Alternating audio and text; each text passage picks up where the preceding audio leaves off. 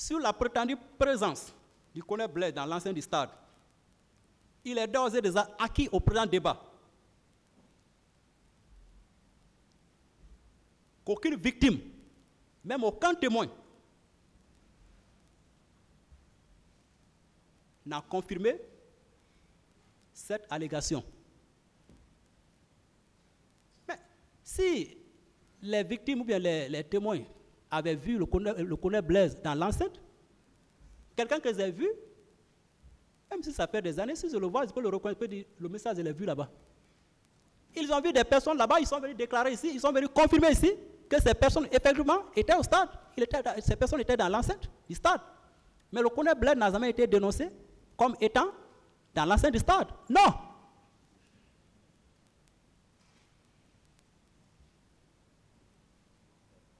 Le colonel Blaise et ses éléments s'étaient plutôt limités à l'esplanade, où ils ont immédiatement décroché face à ce contingent de bérets rouges armés pour se mettre à l'abri de ce péril auquel ils étaient exposés. Ils ne pouvaient pas le faire. Monsieur le Président, honorable membre du tribunal, voilà tant de contre-vérités dans le dit rapport, dans le rapport de la commission d'enquête internationale, qui prouve à suffisance que le contenu de ce rapport d'enquête internationale n'est pas le reflet de la réalité.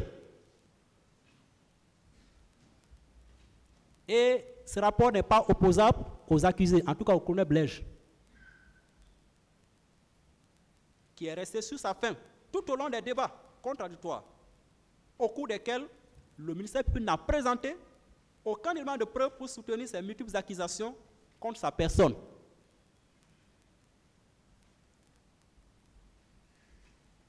Paradoxalement, à cette barre,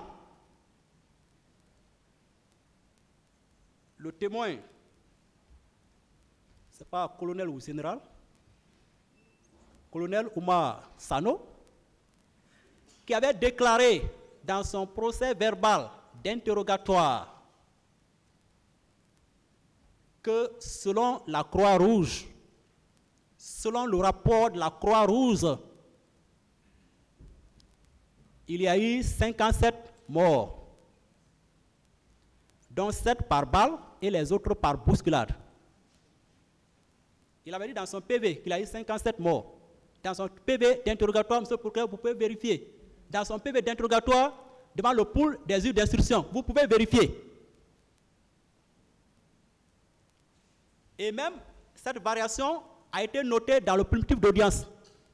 Quand il a varié ici, quand il est venu dire, le même Sano vient dire que selon la dame de la Croix-Rouge, selon le rapport qui lui aurait été émis, qui lui aurait été remis par la dame de la Croix-Rouge, il y avait 157 morts. Il y a eu des questions.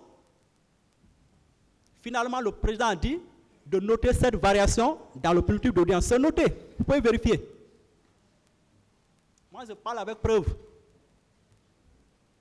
Je ne parle pas comme vous avez parlé. Donc, il dit carrément, regardez, l'écart notoire entre 57 et 157, lequel des chiffres faut-il prendre en compte? Un écart notoire. Un écart considérable et une variation manifeste. C'est pourquoi le président a ordonné au greffier audiencier de prendre acte, de noter cette variation dans le primitif d'audience. Ça a été noté. Ces contrariétés notoires entre les dépositions des témoins suscitent de sérieux doutes sur le nombre réel de morts. Il sert de rappeler, monsieur le procureur, il sert de vous rappeler et d'attirer l'attention du tribunal sur le fait que le rapport de la commission d'enquête dont vous exhibez comme l'un de vos trophées de guerre, ce rapport n'est pas un élément de preuve. Vous l'avez cité comme un élément de preuve, mais ce rapport n'est pas un élément de preuve. Ce rapport n'a été produit qu'à titre de simple renseignement. Il vous appartient de nous présenter, ou il vous appartenait de nous présenter le contenu, les éléments recueillis dans ce rapport, les renseignements recueillis, les éléments dont ce rapport a fait mention. Il vous appartenait de présenter ces éléments pour que nous puissions en discuter contradictoirement. Et s'il y a nécessité de faire comparaître des témoins, des experts du moins, tels que la dame de la Croix-Rouge, une dame fantôme, la française, selon le colonel Sano, il ne connaît pas son identité. La française, la dame de la Croix-Rouge, on lui demande au moins le rapport qu'elle vous a remis, donnez-nous au moins une copie. Il a été incapable de produire. Je ne sais pas si le tribunal a reçu, en tout cas nous n'avons pas reçu. Nous n'avons pas reçu. La dame de la Croix-Rouge, nous n'avons pas reçu. Donc, il appartient donc au parquet de rapporter les éléments de preuve matériels des faits exposés dans le dit rapport de la commission d'enquête internationale.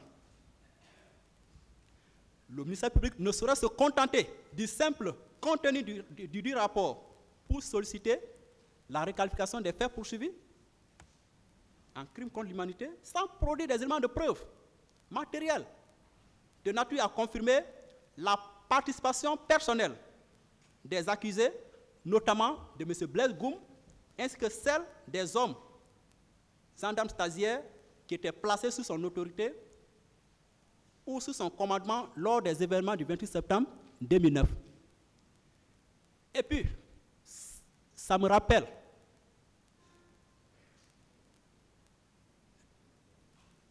de quelque chose.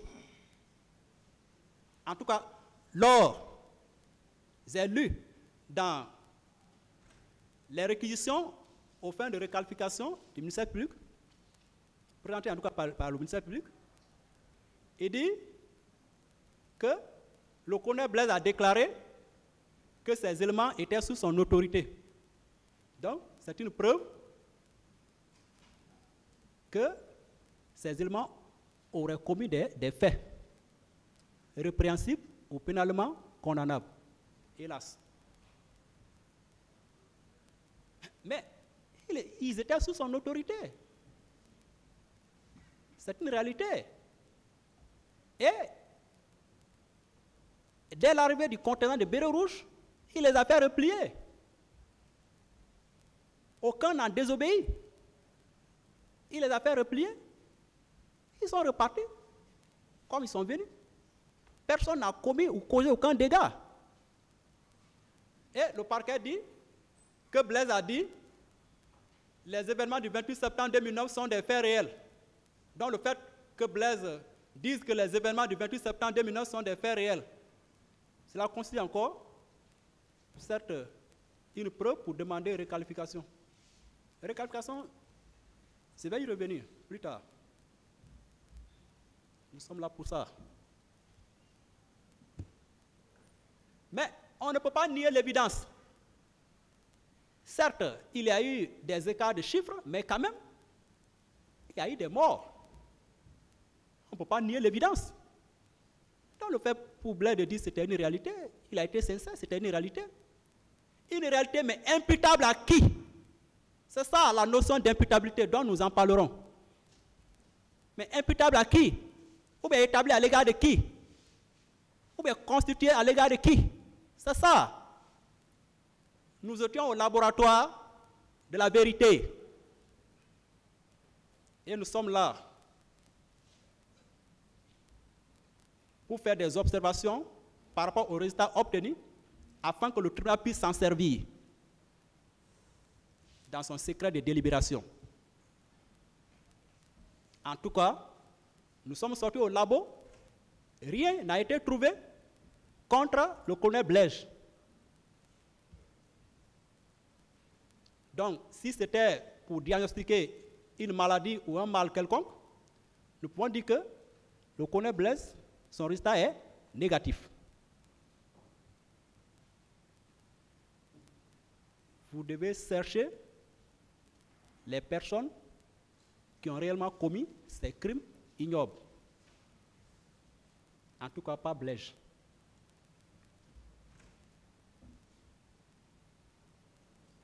Donc, ce rapport de la Croix-Rouge, dont parle le général Sano, ou bien le colonel Sano, qui fait état de 157 morts,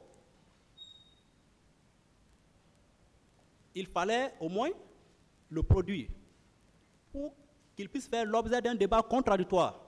Et si on ne comprenait pas, on allait demander la personne qui a établi ce rapport. On allait demander sa comparution pour qu'on puisse en débattre contradictoirement.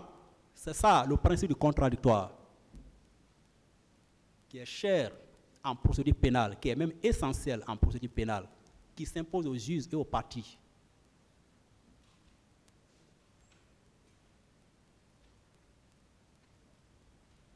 À défaut, il y a lieu de constater l'inexistence de ce rapport imaginaire de la Croix-Rouge internationale dans le dossier de la présente procédure et de l'écarter au présent débat.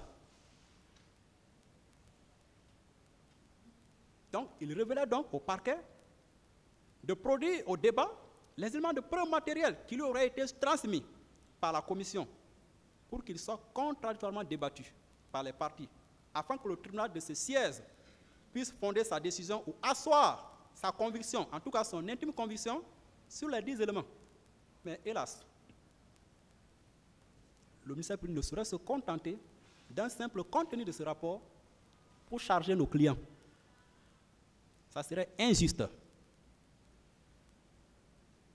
À la question de savoir pourquoi ils ont décroché en abandonnant les foules de manifestants civils non armés en danger sans alerter.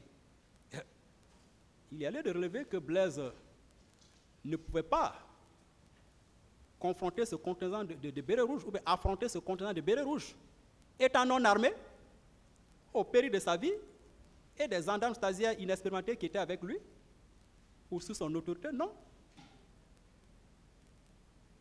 Mais les commandants, les supérieurs hiérarchiques des unités de police et de gendarmerie qui étaient présents, qui étaient déployés déjà sur les lieux, dont colonel Blaise et son équipe sont allés les trouver sur les lieux. Ils sont restés là. Les bérets rouges sont venus à leur présence. Et ils étaient mieux placés, puisqu'ils étaient là pour le maintien d'ordre. Ils étaient mieux placés pour remonter l'information à qui de droit. Ce n'est pas un secret de polichinelle. Donc, Monsieur le Président, contrairement aux accusations graves du ministère public dépourvues d'éléments matériels probants, c'est seulement opportun d'attirer votre attention sur le fait que les services spéciaux d'alors, dirigés par le colonel Thiebro, n'étaient pas une entreprise criminelle. Les services spéciaux n'étaient pas une entreprise criminelle. Parce que j'ai entendu le procureur dire que c'était une entreprise criminelle. Ce n'était pas une entreprise criminelle, ni une association de malfaiteurs. Non! Non.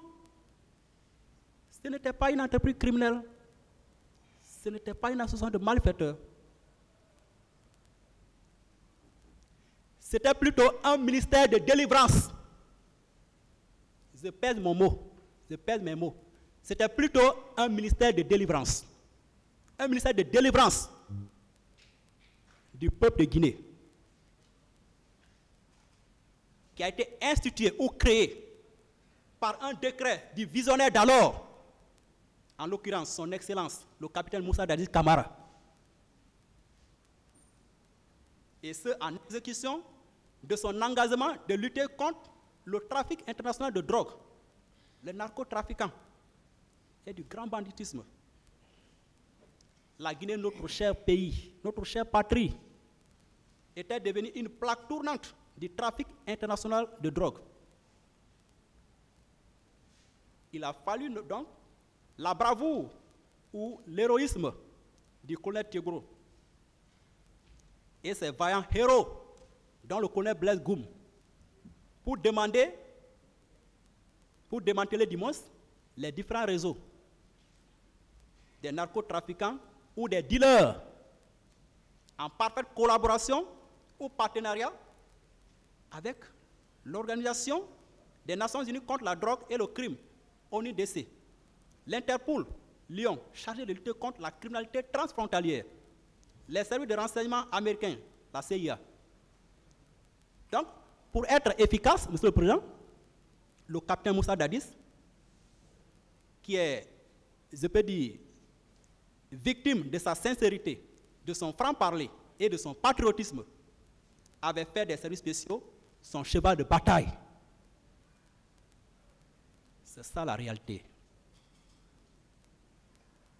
Il a fait des services spéciaux son cheval de bataille. Parce qu'il était remonté, il était venu, il s'est engagé pour pouvoir, en tout cas, mettre ces narcotrafiquants hors d'état de nuire, ces bandits, ces délinquants de grand chemin, pour pouvoir les traquer, pour que la sécurité règne dans le pays. Il était sincère, il était franc, il était véridique dans ce sens.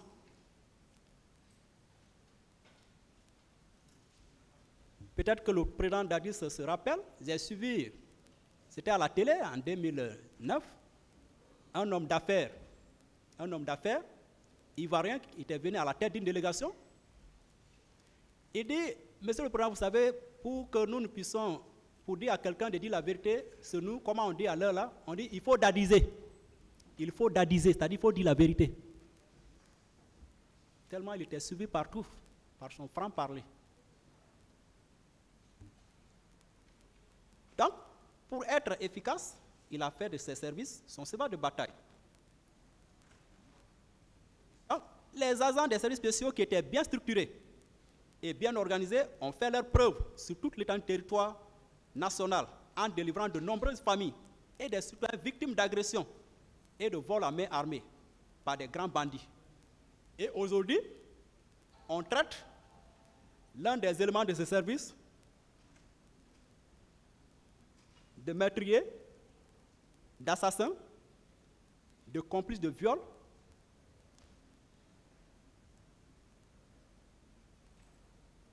de coupable de coups et blessures volontaires,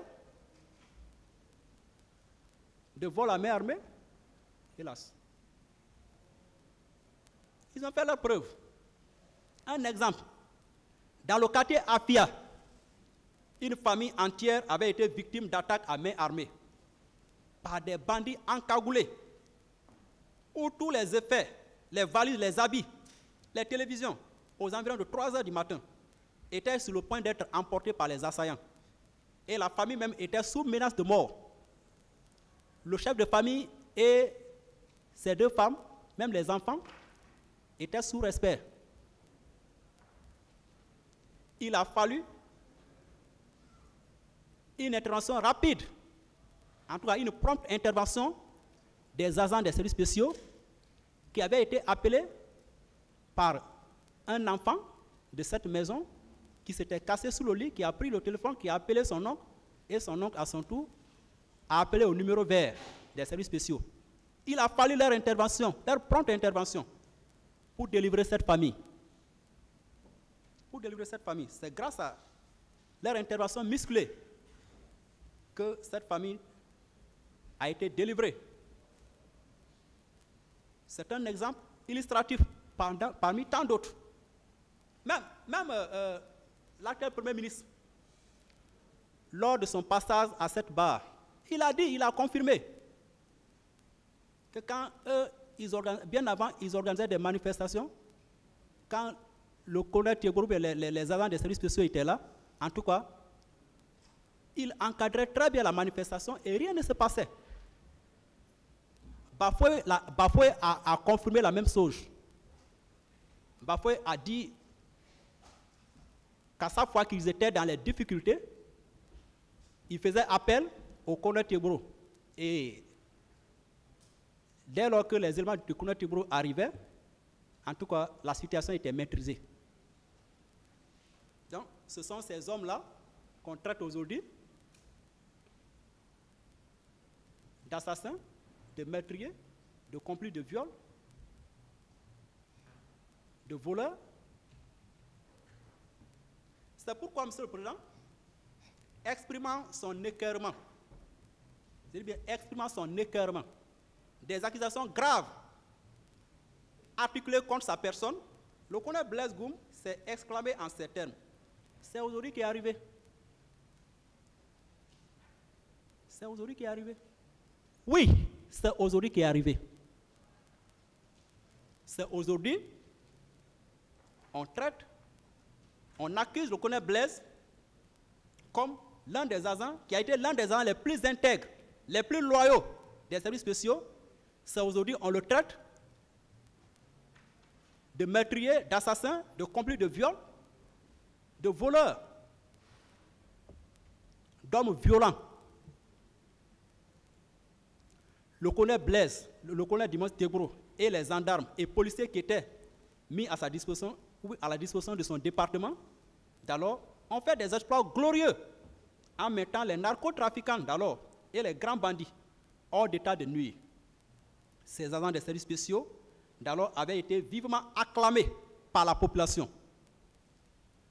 Même le 28 septembre, durant tout leur itinéraire,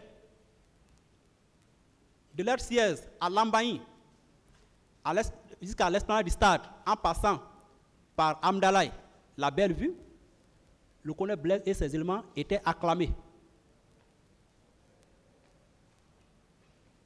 Il n'y a eu aucun incident sur leur passage.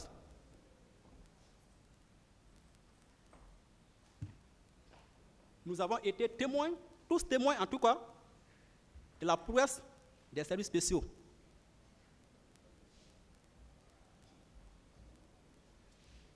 Nous avons été témoins. Il faut que nous ayons au moins le courage de le reconnaître devant l'opinion nationale et internationale. Ah oui, c'est important. La loi de la reconnaissance. C'est très important.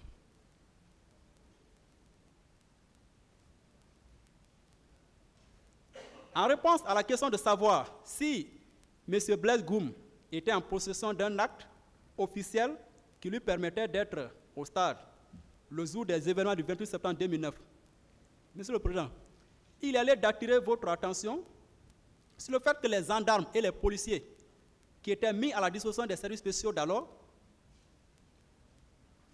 n'étaient pas concernés par les instructions de Monsieur le Président relatives au casernement de l'armée. Pour preuve, je parle avec preuve, pour preuve, le colonel Sano, Oumar Sano, lors de son passage devant votre auguste tribunal, on lui a posé la question que, en votre qualité de chef d'état-major général des armées d'alors, est-ce que le colonel Tegboro et ses éléments relevaient de l'état-major général des armées? Il a répondu par la négative. Il a dit, Tegboro et ses hommes, Tegboro était un ministre, Tegboro et ses hommes ne relevaient pas de mon commandement. Il a dit.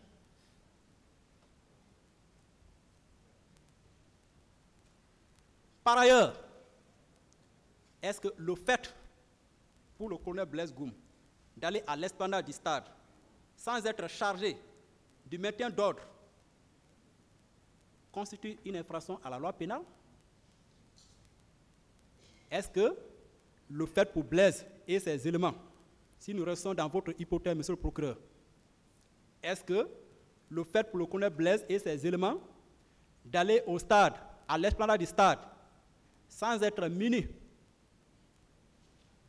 en tout cas, d'une mission, sans être dans l'accomplissement ou bien dans l'exécution d'une mission du maintien d'ordre, est-ce que le simple fait d'aller là-bas constitue une infraction à la loi pénale? J'ai dit non. J'ai dit non. Comme Maître Malik l'a dit tout à l'heure, mais même les manifestants étaient interdits d'y aller. Même les leaders étaient interdits d'y aller. Alors pourquoi vous n'avez pas poursuivi tout le monde alors? Puisque c'est ça la règle. Même eux, ils n'étaient pas autorisés à y aller. Maître Malik a cité les actes posés par le président Dadis, par ses ministres chargés. Il a donné tous les détails. Pourquoi ils sont partis? Une chose est d'aller au stade. Une autre qui nous intéresse qui intéresse le tribunal dans cette affaire, c'est de poser des actes pénalement répréhensibles ou condamnables. C'est ça.